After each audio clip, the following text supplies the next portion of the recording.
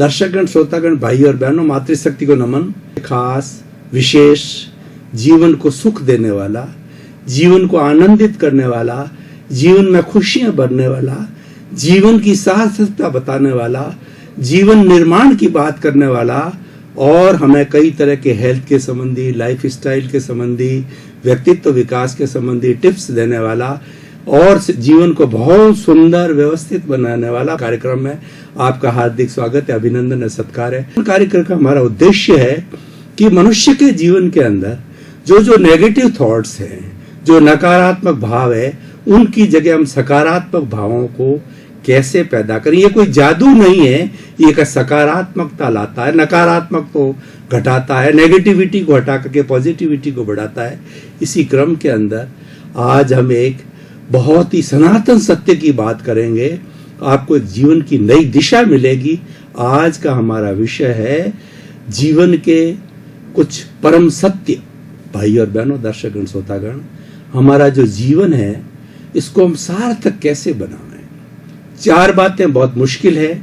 मनुष्य जीवन का मिलना, ईश्वर के अंदर विश्वास होना, ईश्वर की भक्ति करना और ईश्वर की भक्ति करने के जो गुण है वो हमारे जीवन में उतर जाए, ये संपूर्णता आती है, होलिस्टिक होता है। इसको हम पूर्णता कहते हैं। हम कैसे प्राप्त करें, तो जीवन के परम सत्यों के बारे में आज हम बात करेंगे कि what is the reality of our life and what is the reality of this world. सनातन सत्य, अध्यात्म विज्ञान और नई दृष्टि, नई खोज के बारे में बात करेंगे। हम एक नई दृष्टि को प्राप्त करेंगे, परम सत्य को प्राप्त करेंगे। वो नई दृष्टि क्या है, मैं आपको बताना चाहता हूं। अपने भीतर एक प्रश्न उठता है, उठना चाहिए, मैं कौन हूं। ये जीवन का परम सत्य है कि आखिर अल्टीमेटली हु एम आई। और जितने भी धर्म दर्शन बने आज दुनिया में, 365 तरह के धर्म दर्शन है, उसके सेंटर के अंदर एक ही प्रश्न है कि मैं कौन हूं, मैं कहां से आया हूं और मुझे कहां जाना है। 3 प्रश्न जब हमारे भीतर उठते हैं तो जीवन का समाधान मिलता है, जीवन की दिशा मिलती है और यहीं से दर्शन का जन्म होता है। और जब इसके बारे में चिंतन करने वाला व्यक्ति चिंतन करना चालू होता है तो फिलोसफर बनता है, वो दार्शनिक बनता है और वो जीवन की खोज चालू करता है, सनातन सत्य की खोज चालू करता है। तो सबसे बड़ा परम सत्य है कि मैं कौन हूं। उसका हम आपको जवाब देना चाहेंगे कि मैं शुद्ध आत्मा हूं। आखिर मेरा जो अल्टीमेट मेरा एग्जिस्टेंस है, that is the our this pure soul. Pure soul is of 24 karat gold. As in the 24 karat gold, there is no impurity at all. This is absolute pure. Similarly, my existence is the pure soul. और वो pure soul कैसी है, उसके क्या गुण हैं? वो चिदानंद है। चिदानंद का मतलब, सत का मतलब अविनाशी। मेरी जो आत्मा है वह अविनाशी है, वह जन्म मरण से मुक्त है और अमूर्त है। मेरी शुद्ध आत्मा मेरी अव्ययवाद है जो किसी को कष्ट नहीं देती। टंकोत्कीर्ण का अर्थ होता है कि जिस तरीके से हम तेल को पानी में मिला देते हैं तो तेल तैरता रहता है, वह पानी के साथ में कितना ही मत हो, लेकिन तेल या घी कोई भी लिक्विड है वो पानी के साथ नहीं मिलेगा। उसी तरीके से ये भेद विज्ञान है कि मेरी जो आत्मा अलग है और शरीर अलग है। ये सनातन सत्य है, ये जीवन का परम सत्य है कि मैं अलग और शरीर अलग। हालांकि हमारी शुद्ध आत्मा शरीर में रहती है, लेकिन रहने के बाद भी इससे अलग है। अलग के लिए मैं आपको बताना चाहता हूं कि एक व्यक्ति जब लास्ट ब्रीथ पे होता है, यानी जन्म का उसका अंत होने वाला होता है, उसके पहले वो हलन चलन करता है, आंख टिमटिमाता है, हाथ पैर हिलाता है, कई बार बोलता भी है, न भी बोले, लेकिन उसका हलन चलन जारी रहता है। उससे हमको मालूम होता है कि ये बॉडी के में जान है। जान है तो जहान है। इसका अर्थ क्या हुआ? इसका अर्थ यह है कि आत्मा है तो सब कुछ है। उसकी विटनेस से ही सारा काम होता है। आज मैं बोल रहा हूं तो मेरी अंदर आत्मा है, वो मुझे बुला रही है। मैं हाथ हिला रहा हूं तो उसकी साक्षी से हाथ हिलाया जा रहा है। हम दुनिया के जितने भी कार्य करते हैं, हमारा मन वचन शरीर रूपी ये शरीर है, उसका ही दिया हुआ है, सोल का दिया हुआ है। अब हमें शरीर क्यों मिलता है? क्योंकि हमारी सोल के साथ में इम्प्योरिटीज है। उस इम्प्योरिटीज के कारण राग द्वेष रूपी कषाय रूपी हमारी इम्प्योरिटी है। उस इम्प्योरिटी के कारण हमारा कारण शरीर है, उसके कारण शरीर मिलता है। और 84 लाख जीवा योनि के हर प्राणी को बॉडी इसलिए मिलती है, कर्मों का भुगतान करने का ये माध्यम है। कुछ न कुछ प्लेटफॉर्म होना चाहिए ना। जैसे कि मैं आपको प्रवचन देता हूं तो प्रवचन स्टूडियो में रिकॉर्ड होगा ही, प्रवचन जब आप तक प्रसारित किया जाएगा। एक हमें काम करने का प्लेटफॉर्म चाहिए। उसी तरह से हमारे जीवन का भुगतान करने के लिए शरीर मिला है, सुख और दुख का भुगतान करने के लिए, किसी को सेवा देने के लिए, किसी की सेवा लेने के लिए, किसी के साथ अच्छा व्यवहार करने के लिए, किसी के साथ बुरा व्यवहार करने के लिए। ये सारा इस शरीर के माध्यम से होता है। मन वचन काया 3 उसके अंग है। मन के द्वारा हम चिंतन करते हैं, किसी के प्रति बुरा चिंतन करते हैं। चराचर जगत के 84 लाख जीवा योनि प्राणियों के प्रति हम किसी के साथ बुरा चिंतन करते हैं या भला चिंतन करते हैं, सारा मन से होता है। वचन जो है, हम समाज में रहते हैं, मनुष्य एक सामाजिक प्राणी है, तो समाज में एक दूसरे से इंटरेक्शन करने के लिए, बातचीत करने के लिए, अपने को किसी तरह का व्यवसाय करने के लिए, चाहे आप धार्मिक कार्य करो, चाहे आप सांसारिक कार्य करो, चाहे व्यवसाय का कार्य करो, चाहे राजनीति का करो, चाहे पढ़ाने का कार्य करो, सब काम इस वाणी के द्वारा होते हैं और शरीर उसका माध्यम होता है। शरीर के बिना वाणी भी नहीं निकलती, शरीर के बिना चिंतन ही नहीं होता। शरीर एक हार्डवेयर है, लेकिन सॉफ्टवेयर कहाँ है? वो सॉफ्टवेयर है हमारे भीतर विराजमान शुद्ध आत्मा भगवान है, जो कि अनंत ज्ञान वाला है, अनंत दर्शन वाला है, अनंत शक्ति वाला और अनंत सुख का धाम है। उस सुख के धाम के हमारे जितने भी धर्म ग्रंथ भरे पड़े हैं, केंद्र के अंदर आत्मा लिए हुए हैं। जिस धार्मिक ग्रंथ के केंद्र में आत्मा नहीं है, जीव नहीं है, प्राण नहीं है, वह मृतवत जो कहना चाहिए, वो जो है वैसा धर्म कहिए या धार्मिक ग्रंथ कहिए, मर्त व्रत है। क्योंकि बुलाने वाला कौन है? जिंदगी देने वाला जो परम सत्य है, वो मैं शुद्ध आत्मा हूं। और उसके बाद में दूसरा परम सत्य क्या है कि ये मुझे जो शरीर मिला है, ये कर्मों का भोग करने के लिए मिला है, ये कर्मों का भुगतान करने के लिए मिला है। और वो कर्मों का भुगतान कैसे होता है? तीसरा सत्य है क्या कि हम पूर्व जन्म के अंदर हम पुनर्जन्म में विश्वास करते हैं। जो व्यक्ति आत्मा में विश्वास करेगा, वो कर्म में विश्वास करेगा, पुनर्जन्म में विश्वास करेगा, कर्म जो है कर्म बीज में विश्वास करेगा, कर्म फल में विश्वास करेगा, कर्म परिणाम में विश्वास करेगा। तो हम जो है, ये शरीर जो है कर्मों के भुगतान के लिए मिला है।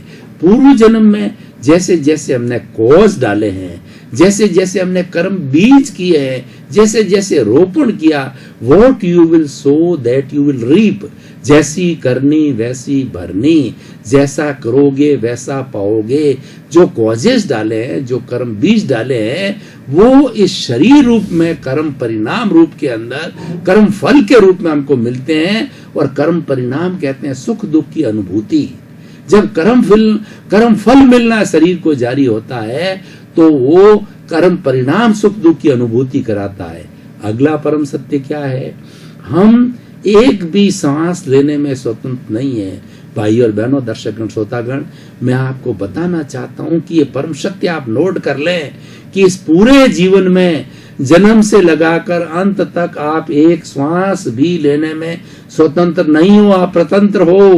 क्योंकि जो बीज आपके पास जो आप डाल चुके हो पूर्व जन्म के अंदर, वही आपको आज फल देगा। और ये फल के लिए ही सारा जीवन है। और फल जब अनुभूति के अंदर आएगा, तो वह सुख दुख की अनुभूति कराएगा, जो हम हर क्षण महसूस करते हैं। हम हर क्षण सुख दुख की महसूस करते हैं। कैसे? देखिए, हम व्यवसाय करते हैं तो हमें बहुत बड़ा लाभ हो जाता है। लाख रुपए हम कमा लेते हैं, सुख हो जाता है। घर मिलता है, सुख हो जाता है। बच्चे मिलते हैं, सुख होता है, अच्छी पत्नी मिलती है, सुख होता है, अच्छी नौकरी मिलती है, सुख होता है, अच्छा भोजन मिलता है, हम सुखी हो जाते हैं, और शरीर स्वस्थ रहता, हम सुख रहते हैं। उसके विरुद्ध देखिए कि जो आपने अगर कर्म बीज गलत डाले और वो परिणाम आपको दे रहा है, वो कर्म फल के रूप के अंदर दे रहा है, जिसका कि परिणाम आपको क्या मिलेगा कि देखिए खराब कर्म डाला है, खराब बीज डाला है, तो हम गरीब घर में जन्म लेंगे, बीमारी आएगी, घर में कलह होगी, व्यापार में घाटा लग जाएगा, और आप दर दर की ठोकरें खाते रहोगे, नौकरी नहीं मिलेगी, बच्चे कपूत निकल जाएंगे, आपकी सेवा नहीं करेंगे, आपका सारा धन हड़प लेंगे और आपको कष्ट में डाल देंगे, आपके शरीर में बड़ी भारी बीमारी हो जाएगी, कैंसर हो जाता है, डायबिटीज हो जाता है, माइग्रेन हो जाता है, और कई कई बड़ी बड़ी बीमारियां जो है वो व्यक्ति को हो जाती है। ऐसे ऐसे व्यक्ति होते हैं जो 6-6 महीने 12-12 महीना कई सालों तक जो है ब्रेन हेमरेज होने के कारण वो जिंदा तो रहते हैं लेकिन वो अनकॉन्शियस रहते हैं।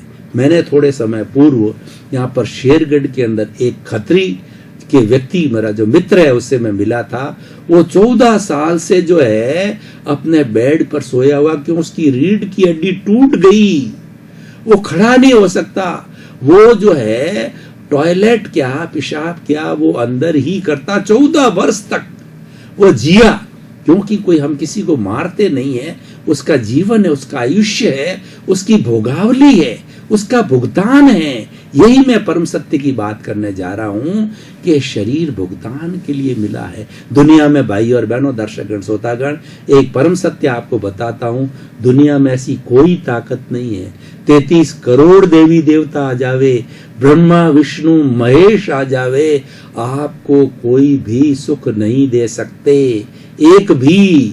और आपको ये उसकी विरुद्ध दिशा में जाइए, आपके अगर कर्म अच्छे हैं तो आपको 33 करोड़ देवी देवता क्या, ब्रह्मा विष्णु महेश क्या, कोई भी ताकत का व्यक्ति जो है वो आपको ना तो सुख दे सकता है ना दुख दे सकता है, वो आपके कर्म ही देते। यानी हम ईश्वर की बात करें तो कर्म ही सबसे बड़ा ईश्वर है और उसमें हमारी कोई स्वतंत्रता नहीं है।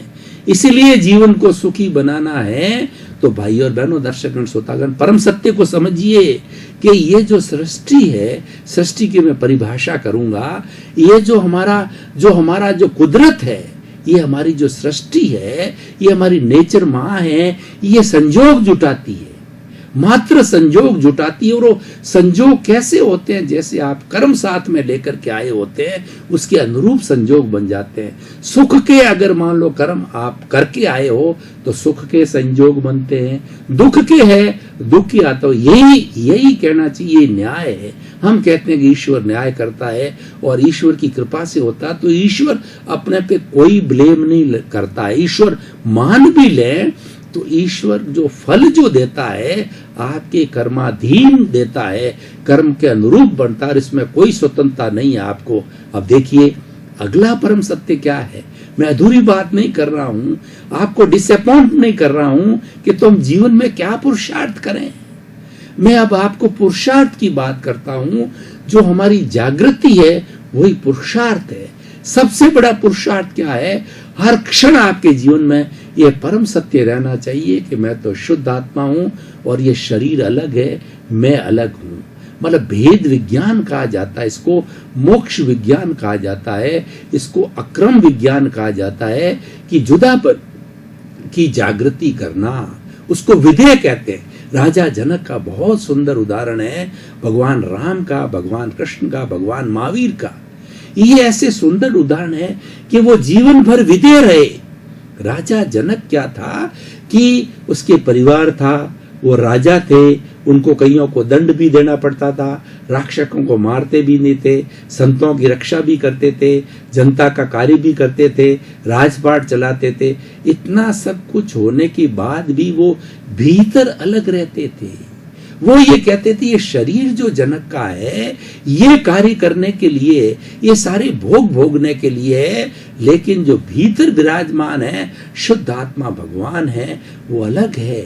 वो अनंत ज्ञान वाला है, वो अनंत दर्शन वाला है, वो अनंत शक्ति वाला है और अनंत सुख का धाम है। उससे बढ़ करके इस संसार के अंदर कोई भी चीज नहीं। और एक परम सत्य भाई साहब, भाई और बहनों, मैं आपको और बताना चाहता हूं कि जिस हम परम सत्य की और शुद्ध आत्मा की बात करते हैं, 84 लाख जीवा योनि के प्राणी जो उत्पत्ति स्थान है, आत्माओं की संख्या तो असंख्य अनंत है, लेकिन उसके अंदर जो शुद्ध आत्मा का अंश है सब में समान है। कीड़ा हो, मकोड़ा हो, राम हो, कृष्ण हो, महावीर हो, आप हो, मैं हो, पेड़ हो, कुत्ता हो, गाय हो, बिल्ली हो, सब में एक सा ईश्वर है, एक ही परमात्मा, एक सा ही भगवान है, एक सी शुद्ध आत्मा है। किसी नाम से पुकारिए, वो सब में एक सा है, कोई डिफरेंस नहीं है। डिफरेंस किस बात का है? डिफरेंस ये है हम क्या अर्जन करके आए हैं, हम क्या लेकर के आए हैं, हम क्या कमाई करके आए हैं, जिसको कि हम पास्ट में हमने क्या पुरुषार्थ किया था, आज वो हमारा भाग्य है। हम कैसा भाग्य लेके आए हैं? दुर्भाग्य लेके आए हैं कि सौभाग्य लेके आए हैं? सौभाग्य लेके आएंगे, अच्छा जीवन मिलेगा और हम तरक्की करते जाएंगे। दुर्भाग्य लेकर के आए हैं तो हम जीवन भर तरसते रहेंगे, दुखी रहेंगे और हमारी इसमें कोई स्वतंत्रता नहीं। अब स्वतंत्रता की बात करना बहुत जरूरी है। हमारी स्वतंत्रता किसमें है? पुरुषार्थ किसमें है? हमारा भारतीय संस्कृति पुरुषार्थ प्रधान संस्कृति है। पुरुषार्थ को सबसे ऊंचा स्थान दिया है। वह क्या है वो समझना जरूरी है कि हम आने वाले समय के लिए जो हम बीज डालना चाहते हैं उसमें हम आज स्वतंत्र है। डाल चुके उसमें तो प्रतंत्र हो गए, इसीलिए उसको तो आप एक्सेप्ट करो। जो जो संजोग है जो है हमको मिलकर के कार्य करते उसको एक्सेप्ट करो। बीमार हो गए, एक्सेप्ट करो। आपकी निंदा हुई, एक्सेप्ट करो। आपको धन मिला, एक्सेप्ट करो। आपको अच्छा परिवार मिला, एक्सेप्ट करो। बुरा परिवार मिला, एक्सेप्ट करो। आपके पास में कोई स्वतंत्रता नहीं। स्वतंत्रता किसमें है कि आगे हम कैसा बीज डालें, उसको कॉज कहा जाता है। हमारी भारतीय संस्कृति में कहा जाता है without the cause there is no effect. Whole this world is maintaining this a universal law. Without cause there is no effect. For the effect cause is a must. तो हम जो बीज डालते हैं तभी हमारा वृक्ष बनेगा, तभी हमको फल मिलेगा। बिना बीज के कभी फल नहीं मिलता, बिना बीज के कभी वृक्ष नहीं बनता। बीज छोटा सा होता है, वृक्ष बरगद बन जाता है। बीज सूक्ष्म होता है लेकिन उसका फल वट वृक्ष होता है। तो जो हम कॉज डालते हैं, कॉज का अर्थ यह है कि जैसे हम स्वतंत्र है जीवन जीने में, 84 लाख जीवा योनि के सभी प्राणी स्वतंत्र है जीवन जीने में। उनको कोई न कोई संजोग मिलकर के वैसा जीवन जी रहे हैं। कैसे? कोई शराबी है, कोई बीमार है, कोई अहंकारी है और कोई धनवान है, कोई गरीब है। अब उसकी स्थिति के अंदर वह तो स्वतंत्र है, लेकिन हम रिएक्ट करते हैं। हम जो है उसको दोषारोपण करते हैं। उसने ऐसा कैसे किया, वो ऐसा क्यों कर रहा है, वो पढ़ा क्यों नहीं, वो जो है उसको इतना ही धन क्यों मिल रहा है, वो गरीब क्यों हुआ।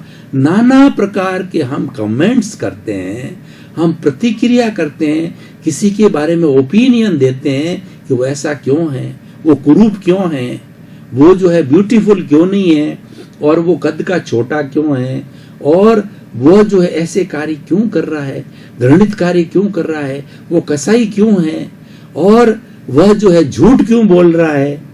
तो इस तरीके के सारे हम किसी को दोषारोपण करते हैं, किसी को दोषित देखते हैं। ये दोषित देखना कॉज है, ये कर्म बीज है। उसमें आप स्वतंत्र हो कि किसी को दोषित देखते हो तो आपने कॉज डाल दिया, नहीं देखते हो ये परम सत्य को जीवन का आप जानते हो कि भाई मेरी तरह से ये भी वशीभूत है, ये भी संजोग के वशीभूत है, और इस सृष्टि के वशीभूत है, इस कुदरत के कानून के वशीभूत है। मैं भी वशीभूत हूँ, ये भी वशीभूत है, सभी वशीभूत है। तो दोषारोपण नहीं करना। जब हम अपने भावों को नहीं बिगाड़ते हैं, किसी के प्रति बुरी भावना नहीं करते हैं, तो दोषारोपण नहीं होता है। जब दोषारोपण नहीं होता है तो हमारे कॉजेज नहीं डलते हैं और कॉज नहीं डलते हैं तो हमारा जीवन विदाउट कॉज का रहता है। तो विदाउट कॉज का होने के कारण अगले जन्म के अंदर हम जब जन्म लेते हैं तो हम परम सुख की अवस्था को आते हैं, क्योंकि हमारा अकाउंट नहीं है, अकाउंट बहुत कम बाकी रहता है। तो ये शरीर भी ऐसा मिलता है, देवता का शरीर मिल जाता है, हो सकता है मोक्ष में चले जाएं, या हमें ऐसी स्थिति मिलती है कि हम जीवन भर सबके प्रिय बनते रहते हैं और हमारा जीवन बहुत अति उत्तम हो जाता है, ईश्वर का रूप हो जाता, परमात्मा का रूप होता। क्यों कि कॉजेस नहीं डाले हुए हैं। इसीलिए आप मान के चलिए जीवन का परम सत्य क्या है कि कॉज जैसे डालेंगे वैसा आने वाले जन्म में कर्म फल मिलेगा, और जब वो कर्म फल मिलना चालू हो जाएगा उसके परिणाम सुख दुख के रूप में होंगे, और हम दुखी होंगे या सुखी होंगे, ये सारा चक्र चलता रहता है। तो भाई और बहनों, दर्शकगण, श्रोतागण, बहुत ही सुंदर विषय है। इस परम सत्य को हम जानने से, हम सच्चाई को जानने से क्या करेंगे कि हमारा अगला जन्म सुधारने के लिए हम जो है अपने विचारधारा को पॉजिटिव रखेंगे, हमारी जितनी सोच है उसको सही रखेंगे, किसी के प्रति बुरी भावना नहीं लाएंगे, बुरे विचार नहीं लाएंगे, किसी को दोषित नहीं देखेंगे। किसी को दोषित देखना हमारे अधिकार में नहीं है, क्योंकि वो कर रहा है, वो अपने कर्मों के अधीन कर रहा है, वो कुदरत के कानून के अधीन कर रहा है, वो उसमें स्वतंत्र नहीं है। और ना आप स्वतंत्र हो, कोई स्वतंत्र नहीं है, सब प्रतंत्र है। तो इसीलिए किसी को दोषित नहीं देखना और उसके अंदर जो है अपनी भावना को सही रखना, निर्दोष देखना। दर्शकगण, श्रोतागण, भाई और बहनों, आपका बहुत बहुत धन्यवाद। कार्यक्रम आपको जीवन की दिशा देता है, जीवन का परम सत्य बताता है, अच्छा जीवन जीने की कला बताता है, science of living, art of living, way of living की बात करता है। कार्यक्रम हमसे जुड़ते रहिए, आपको जीवन का परम सत्य मिलेगा, एक अच्छी लाइफ स्टाइल मिलेगी, एक अच्छा जीवन जीने का तरीका मिलेगा, क्योंकि हमारा उद्देश्य सर्वे भवन्तु सुखिनः सर्वे भवन्तु निरामया। इस जगत के समस्त जीवों को सुख मिले, शांति मिले, आनंद मिले, प्रेम मिले, मोक्ष मिले, उनके जीवन का कल्याण। इसी क्रम में आपका जीवन आनंदमय हो, मंगलमय हो, सुखमय हो, आपके प्रति मंगल हो।